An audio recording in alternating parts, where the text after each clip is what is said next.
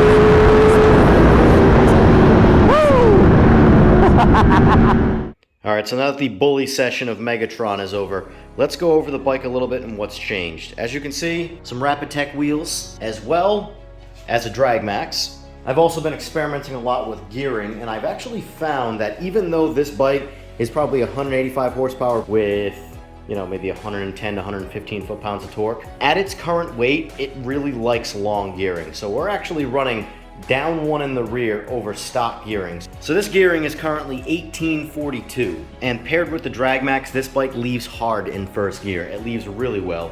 In fact, it leaves substantially harder than TBN, and TBN will be chasing this bike. Me on both bikes, of course, everything being as equal as possible, not just putting a lighter rider on the other bike.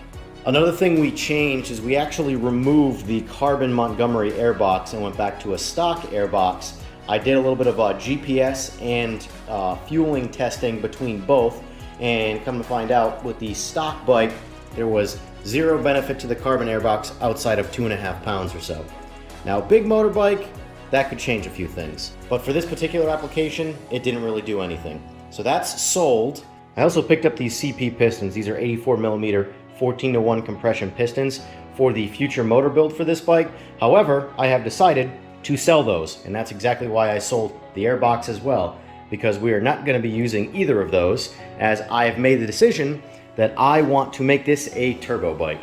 Now, my ultimate goal for this bike would probably be to, you know, build a motor that's capable of making 600-700 horsepower, but I'd probably size the turbo to be most efficient in that 450 horsepower range, because again, this is a street bike, and the big power stuff is just never going to make it down the road. So 450 seems to be a really strong number, in my opinion, for a Busa, say with a drag radial and on the street. It's going to have to stay about this wheelbase. I might go an inch longer or so, and I'm just going to do the rest through a max ECU, and all of my tuning will either be some level of ramp or boost by gear or something like that. But I really decided on ultimately going with turbo because it's something that I personally haven't done yet, and it's outside of my comfort zone, I guess you could say. Building myself a turbo bike, it will be stock motor turbo bike first. The turbo is likely going to get done on this bike over the winter time, as I'm putting some focus back on TBN. My goal with the stock motor is probably to safely make about 300 wheel.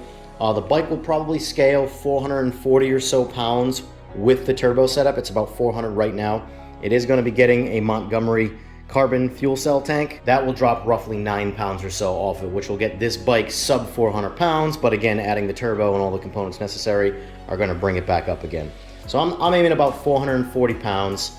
As a turbo bike, even with 300 horsepower, that should move pretty well. And then when I turn it up with the better motor, you know, it's going to be a weapon, and that's my goal for this bike. All right, guys, let's go ahead and wrap this video up. I appreciate you hanging out and watching. Per usual, any comments, any dislikes, anything you got to say, comment below. Let me know for the next video. And as always, I'll see you in the next one. Take care.